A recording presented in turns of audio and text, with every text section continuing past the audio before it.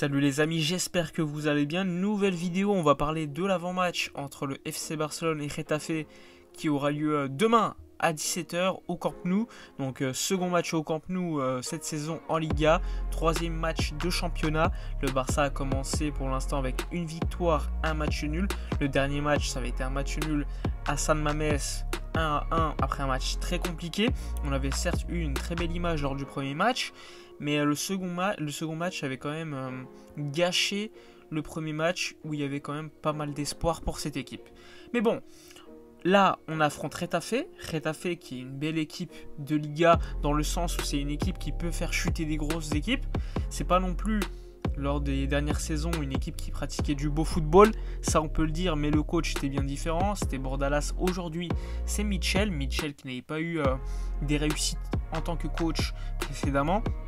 Mais j'ai regardé les deux premiers matchs de Getafe, d'ailleurs ils les ont perdus 1-0 à chaque fois, mais le score avait été plutôt en leur défaveur. Enfin bref, sur le terrain ils avaient montré beaucoup de choses positives et le score ne reflétait pas forcément le résultat.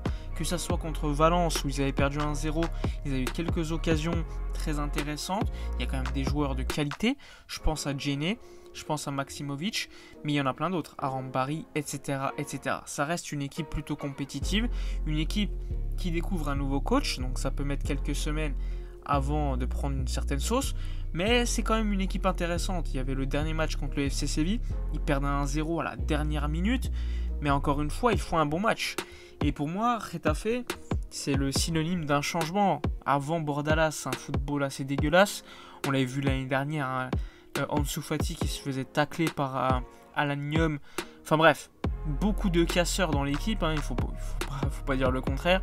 Mais j'ai l'impression que Getafe, en tout cas lors des deux premiers matchs, ils essaient de changer leur image, etc., etc. Ils ont fait quand même un mercato plutôt intéressant. Ils ont malgré tout, enfin ils vont probablement perdre un joueur comme Cucurella vers Brighton. Et globalement, leur mercato n'est pas top. Je m'attendais à beaucoup mieux de leur part, même si au début, il y avait quand même pas mal d'espoir. Ils avaient fait signer Alenia et d'autres joueurs. Finalement, ils n'ont pas réussi à garder un joueur comme Kubo qui est parti en prêt à Majorque. Donc ouais, une équipe qui est sur le papier pas ouf, qui découvre un nouveau coach, mais qui a quand même des joueurs de qualité qui pourraient nous déranger. Après, c'est un match au Camp Nou. Faut pas oublier que la saison précédente, on avait gagné contre eux 5-2 il me semble, mais on avait perdu contre eux chez eux, 1-0. On se rappelle qu'il y avait Ansu Fati, etc., etc. Aujourd'hui, enfin bref, demain, le match sera tout autre, sans Messi, sans Ansu Fati, pour des raisons différentes. Coutinho, pour l'instant, normalement il ne devrait pas jouer, même s'il est prêt physiquement à être disponible, je ne le vois pas jouer titulaire en tout cas. Il y a un doute concernant Marc-André Ter Stegen qui est disponible, mais qui pourrait quand même revenir qu'après la trêve hivernale. Moi je pense que Ter Stegen sera disponible et titulaire pour ce match, mais pour le moment ça devrait être Neto. Mais ça ne m'étonnerait pas qu'on voit Ter Stegen, surtout après le second match de Liga où Neto n'avait pas été bon du tout. Donc globalement pas mal d'absences côté Barça, on le rappelle, Piqué blessé, Eric Garcia suspendu un match pour son carton rouge pris à San Mamés. On risque quand même d'avoir une défense avec Clément Lenglet ainsi qu'Araujo, à voir si Koeman met en place une défense Araujo Mingueza, mais dans tous les cas ça reste une défense très friable, très jeune. Même si Araujo est un excellent défenseur, c'est pas non plus un maître au niveau de la relance. Si en plus t'as Neto derrière, c'est pas top pour les relances, surtout qu'on avait vu à San Mamés que ce qui avait pêché sur le gros pressing de Bilbao, c'était les relances du Barça. On avait beaucoup de mal à sortir les ballons. Et il ne faut pas oublier qu'il y aura également l'absence importantissime selon moi de Pedri qui est en vacances, enfin il faut le dire. D'ailleurs Pedri n'a pas été sélectionné avec l'Espagne pour que ses vacances continuent, puisqu'il a enchaîné quand même pas mal de matchs. Il me semble plus de 70 matchs en une saison. T'as pas beaucoup de joueurs qui ont fait cela. Tu as eu également Pau Torres. Et il me semble, je sais plus, je crois qu'Oyarzabal avait également enchaîné avec les Jeux Olympiques, mais c'était pas non plus un titulaire lors de l'Euro. Donc du repos pour Pedri, donc une absence supplémentaire pour le Barça. Je m'attends à un 11 quand même du Barça assez classique, hein, même s'il y a des absents en défense.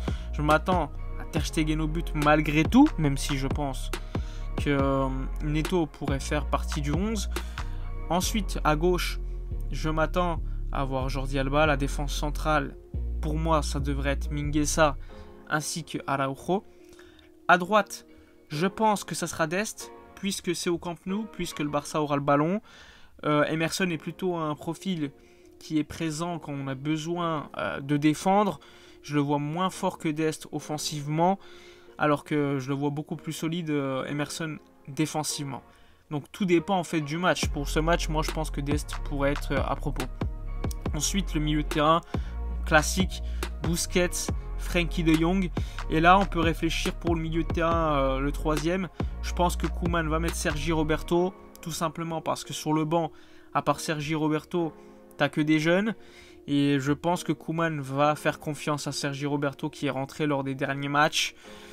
Malheureusement, il faut le dire, même si Sergi Roberto a marqué lors du premier match, qui a été décisif sur le second match, c'est pas un milieu de terrain que j'attends au Barça. J'aurais préféré Gavi, Nico ou un autre, je sais pas, mais je pense néanmoins que Koeman va mettre Sergi Roberto. Ensuite, en attaque, classique maintenant, Braithwaite, Griezmann, Memphis Depay. On s'attendait peut-être à une absence de Depay finalement bien présent malgré une petite gêne à la cheville. D'ailleurs, Frenkie de Jong avait ressenti une petite gêne il y a quelques jours. Finalement, il sera également présent. Donc au niveau de l'attaque, pas beaucoup de surprises. On attend beaucoup plus d'un Antoine Griezmann qui a pour l'instant sorti 2 matchs de Liga pas top. La surprise, c'est de voir Memphis à ce niveau, qui est pour moi le leader de cette équipe, que ce soit mentalement, techniquement, etc. C'est également le joueur le plus décisif. Faut pas l'oublier, lors du premier match, première passe décisive pour Piqué. Lors du second match, c'est lui qui égalise. Donc pour moi, Depay est le joueur le plus important pour le Barça. À voir si Griezmann va step up. Braithwaite, je m'attends pas à beaucoup de choses parce que Braithwaite a fait un très bon match de Liga lors du match contre la Real Sociedad. Lors du second match, il loupe une grosse occasion, on ne le voit pas du tout. Et sur certains déplacements, il attire le pressing de Bilbao vers nos milieux de terrain. Donc ça n'aidait pas forcément à la relance. Donc pour moi, on va devoir faire avec Braithwaite le temps qu'Ansu Fati revienne, voire que Kun Agüero revienne ou Dembélé. Mais ça, il va falloir attendre encore octobre et novembre pour Dembélé et Agüero. Et pour Ansu Fati, le temps qu'il reprenne du rythme, etc. Normalement, il devrait être disponible pour le match après la trêve, c'est-à-dire, il me semble, contre Séville. Mais je le vois mal être titulaire directement. Je vous le dis direct, il n'a pas joué depuis 10 mois. Ce serait improbable. Sachant qu'en plus de ça, tu as la Ligue des Champions qui enchaîne directement contre le Bayern. Ça risque d'être compliqué, à mon avis, de voir Ansu Fati avant le match contre le Bayern. Je pense que Ansu Fati débutera en Liga juste après le match contre le Bayern en Ligue des Champions qui aura lieu au Camp Nou à la mi-septembre. Enfin bref, n'oubliez pas de liker, commenter, partager. Dites-moi votre pronostic, votre 11 pour ce match contre Getafe. Je vous dis à la prochaine et d'ici là, comme d'habitude, portez-vous bien.